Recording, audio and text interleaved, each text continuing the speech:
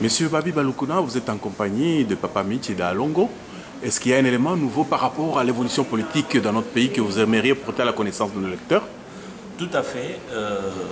Ça ne sera peut-être pas pour la première fois, mais pour une fois de sérieux. Les Congolais sont conscients cette fois-ci que les Belges s'ingèrent à tout moment dans la politique de notre pays, le Congo.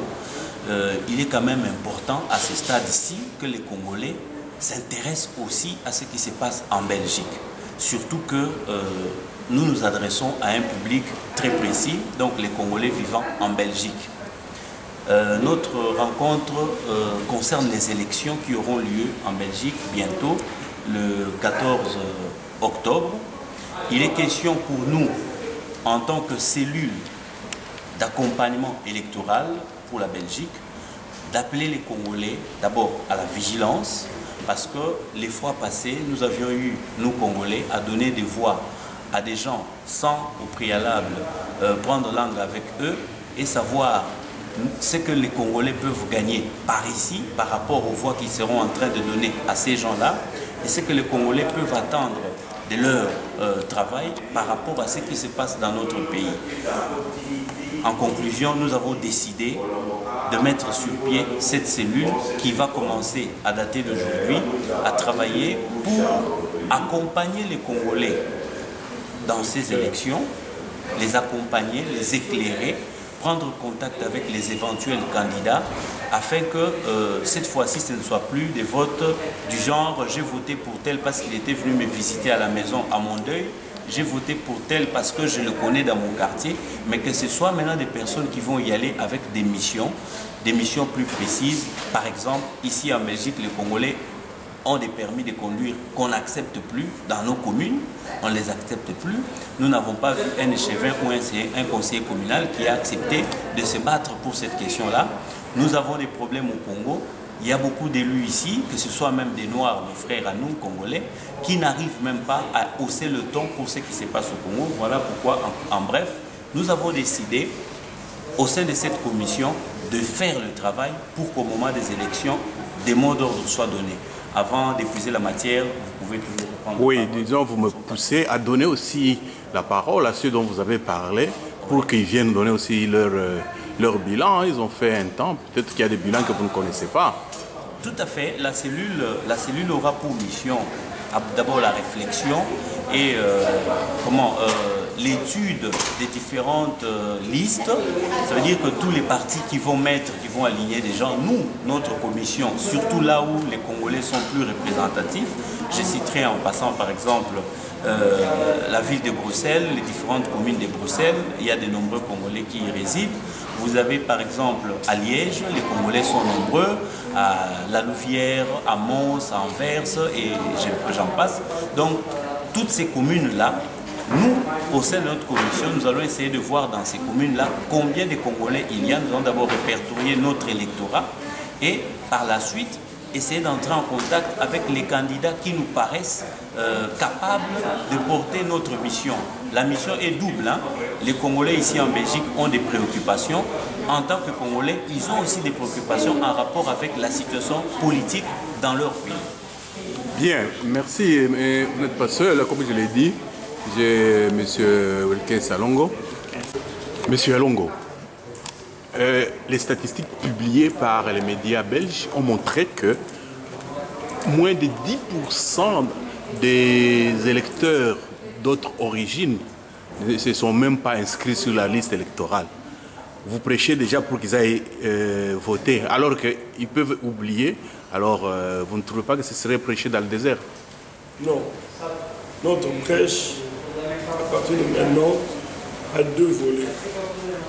En amont, comme en aval. En amont, c'est que nous dirons aux électeurs étrangers, et principalement aux électeurs congolais, qu'ils aillent se faire enregistrer. Parce que beaucoup peut-être ignorent que ceux qui ont fait 5 ans ici en Belgique ont le droit de voter pour cette fois-ci, donc pendant les élections communales. Donc que les Congolais, les Africains qui ont fait 5 ans ici en Belgique aillent s'enrôler, aillent s'inscrire dans leurs communes respectives. Évidemment, c'est ça ce que nous sommes en train de faire en amont. En aval, nous demandons à ce peuple-là, nous demandons à ces électeurs-là, d'origine étrangère, non belge, parce qu'il faut préciser, au cours de des élections communales, nous aurons deux sortes d'électeurs. L'électeur étranger et l'électeur belge. Parce que les autorités communales ne gèrent pas seulement les Belges, ils gèrent aussi les Congolais ou les étrangers. Que tous les étrangers qui ont fait 5 ans aillent s'enrôler en masse. Et je pense que si les gens vont s'enrôler, le pourcentage que vous venez d'avancer là, de 10%, va augmenter. Et nous sommes sûrs que les gens vont écouter ce message et ils iront se faire inscrire pour pouvoir être effectivement électeurs. Voilà pourquoi nous lançons un appel pressant, un appel cardinal à tous nos frères, à tous les étrangers qui ont fait 5 ans pour qu'ils aillent s'inscrire et s'enrôler, afin qu'ils deviennent de véritables électeurs potentiels. Bien, une fois qu'ils se sont enrôlés, Monsieur Mitch, oui.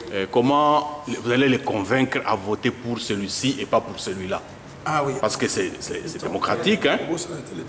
Oui, ça déjà il y a un vrai problème. Donc moi, avant de répondre, je voulais préciser un peu, donc oui. Dire que la date limite fin d'enrôlement, c'est le 31 juillet.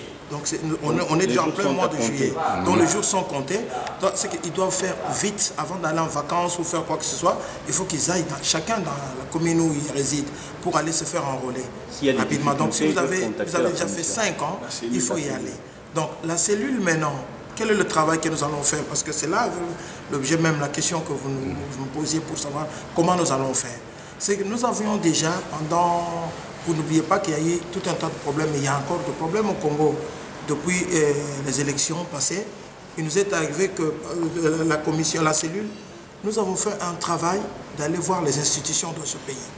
Donc nous connaissons la position de chaque parti ici en Belgique, de chaque parti politique, nous connaissons la position. C'est-à-dire que notre travail, nous sommes en quelque sorte, nous serons de prédicateurs de conscience pour dire aux frères étrangers et au peuple belge, amis, qui veulent la vérité, qui veulent la démocratie, de dire, regarde ce qu'il y a.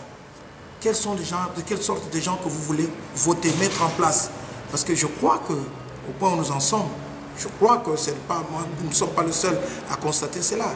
Donc il faudrait une nouvelle émergence de classe politique, ici en Belgique, pour pouvoir changer les choses. On en a marre de tous ceux qui sont sortis du moule colonialiste, qui ont pris tout le temps, qui n'ont pas vu que le monde a changé, qui sont au temps de la globalisation, qui a l'ouverture qu'aujourd'hui, on a tout un tas besoin des uns et des autres. Ils n'ont pas vu cela. Ils se sont figés pour des raisons mercantiles, des raisons de profit d'argent et toute autre chose, à soutenir des dictatures, à soutenir des gens qui font que... Maintenant, on parle, par exemple, de l'immigration. S'ils n'avaient pas soutenu des dictateurs qui ont pillé, qui ont détruit le pays, ils ne verront plus des gens venir ici. Mais maintenant, pour ce qui nous concerne, nous, par exemple, le peuple congolais a pris son destin en main. Nous avons choisi quelqu'un que nous avons trouvé juste pour nous. Mais qu'est-ce qui a été fait? Nous disons, c'est les électeurs là de se souvenir, quelle a été la position de la Belgique. Si je comprends bien, vous voudrez que tous les milliers de gens que nous avons filmés dans les rues en décembre, janvier, février, qui se souviennent du hold-up électoral qu'il y a eu au Congo et qui sanctionnent ceux qui n'ont pas... Je peux pas. Oui, que ces milliers de gens-là C'est de Belges comme vous et moi. Hein? C'est de Belges Congolais qui sont ici. C'est des étrangers qui sont ici. Mais pourquoi ils se sont élevés ce jour-là? Parce qu'ils ne voulaient pas l'injustice. Et maintenant, il est grand temps maintenant de pouvoir orienter maintenant leur voix pour dire, voilà, comme disait un de mes frères ici, on reconnaît les bons amis pendant malheur. Et il y a eu ces malheurs-là. Et nous avons vu quelle était la position de ces gens-là. Vous comprenez? Maintenant, le temps est venu. C'est pourquoi nous voulons juste orienter ces gens-là à faire un bon travail. Ok, merci bien. Il me semble que M. Babi Balkouna voudrait quand même ajouter quelque chose là-dessus. Oui, il faudra rappeler aux Congolais, parce qu'on s'adresse d'abord aux Congolais puis aux Africains. Le public est très précis. Nous voulons dire ceci. Nous trouvons anormal que vous puissiez, par exemple, être contre M. Kabila qui est au Congo comme président, qui se maintient par force, vous puissiez être contre lui en manifestant ici en Belgique, mais qu'au moment des élections, vous puissiez voter pour des personnes qui sont des bases arrières de M. Kabila, qui sont ce soutien au fait ici en Belgique, ses parrains politiques, qui défendent sa position au milieu de la communauté internationale, la communauté, l'Union européenne et toutes ces institutions que nous connaissons, qui sont en train de combattre la vérité des urnes, qui sont en train de faire ombrage à l'état de droit, à l'avènement d'un état de droit chez nous. Alors pour cela, nous disons ceci. Avoir une carte de séjour en Europe, c'est être reconnu comme citoyen ici en Europe.